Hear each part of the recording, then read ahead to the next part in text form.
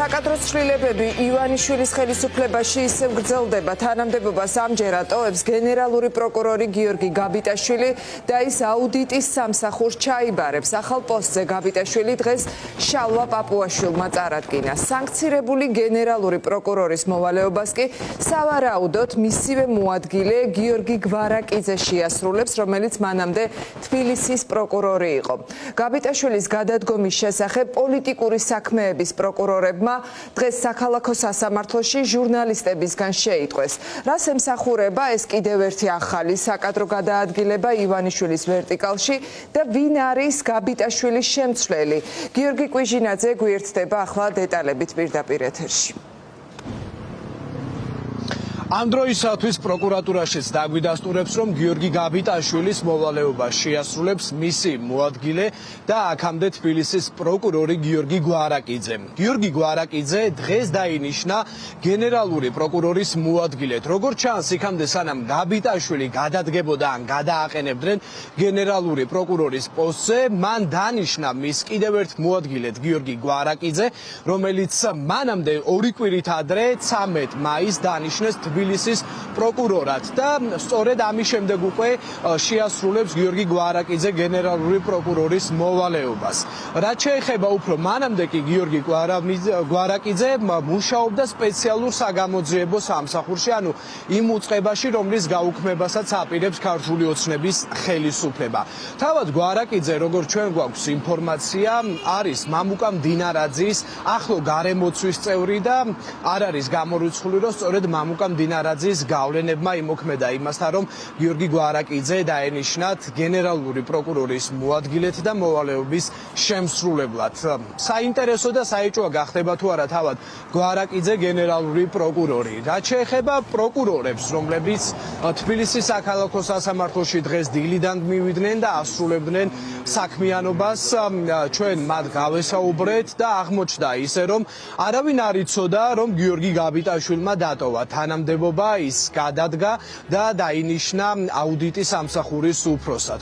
პროკურორები ვერ მალავენ გაოცებას თავად ამ ფაქტთან დაკავშირებით და შეგვიძლია მოვისმინოთ ახლა ამ პროკურორების ინტერვიუ, რომელიც ჩვენმა ჟურნალისტმა თბილისის საქალაქო სასამართლოში ჩაწერა.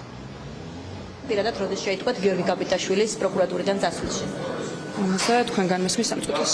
არ იცით რომ აღარ ყავთ უფროსი? გიორგი გაბიტაშვილი აუდიტის გავიგე ეს ინფორმაცია მე. ანუ არ იცით პროკურორებმა? მე არ ვიცი, ამ წუთას თქვენგან გავიგე პროცესები. ბოლო პერიოდის განმავლობაში მას უთქვამს წასვლასთან დაკავშირებით რაიმე თანამშრომლობას? ვერ გაგცემთ, მე პირადი კომუნიკაციით ბუნებრივია არ მაქვს გენერალურ პროკურორთან, ამაზე მიმართეთ შესაბამის უწყებას და ნორმალური არის ახლა მედიისგან რომ შეიტყვეთ ეს? ამაზე მე კითხებით ახლა პროცესი. ანუ თქვენს უფროსზე, არა, თქვენს უფროსზე გადადგეს, არ გადადგეს, საწავიდეს არ დაგემშვიდობათ. არ, ჩემთვის უცნობი იყო, ამ წუთას გავიგე თქვენგან. აღნიშნულთან დაკავშირებით ინფორმაციას არ ვფლობ. ასე მაულად რატომ მოხდა ეს ცვლილება? არ ვფლობთ აღნიშნულთან დაკავშირებით არანაირ ინფორმაციას, თქვენგან მესმის ახლა გეცოდინებოდეთ ამდენი ხანია პროცესებს ხედავთ, შესაბამისად ჩვენთვის უცნობია ყველა ის დეტალი, რაზეც ახლა მეკითხებით. ის რომ ცვლილება იგეგმებოდა, ეს თანამშრომლებისთვის ამას ცნობილი არ იყო. ჩვენთვის აღნიშნულთან დაკავშირებით არ დაგლაპარაკებიათ, არც თქვენი ზემდგომი, არც თავად გენპროკურორი. ყოფილა ჩვენთვის ეს ცნობილი აქამდე, ახლა პირველად თქვენგან გავიგე.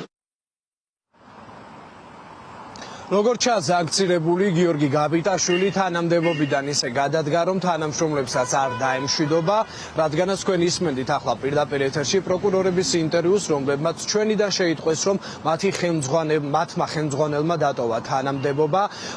არადა გაბიტაშვილის გადადგომა წესით 1 საათში ან რამდენიმე წუთში არ გადაწყდებოდა და ეს წინასწარ ჰქონდა ქართულ ოცნებას განსაზღვრული, რომ გაბიტაშვილს ჩაენაცვლებინა მთავარი აუდიტორი და ის გამხდარიყო სწორედ აუდიტის სამსახურის ხელმძღვანელი. ჩვენ ვესაუბრეთ დედაქალაქის მერ კახაკალაძეს, რომელმაც არ ჩათვალა მიზანშეწონილად ის, რომ საზოგადოების ინფორმირება მოეხდინა, რადგანაც ის არის სწორედ ანგარიშვალდებული და ქართული ოცნება არის ანგარიშვალდებული, რომ საზოგადოებას აუხსნას ესა თუ ის საკადრო ცვლილება რას ემსახურება, ასევე ჩვენთვისაც უცნობია თუ რას ემსახურება ბიძინა ივანიშვილის კარზე ეს საკადრო ცვლილებები, რომელიც ბოლო პერიოდში ძალოვან უწყებებში მიმდინარეობს. ჯერ იყო შინაგან საქმეთა სამინისტრო, ახლა არის პროკურატურა, მანამდე იყო ასევე სახელმწიფო უსაფრთხოების სამსახურიც.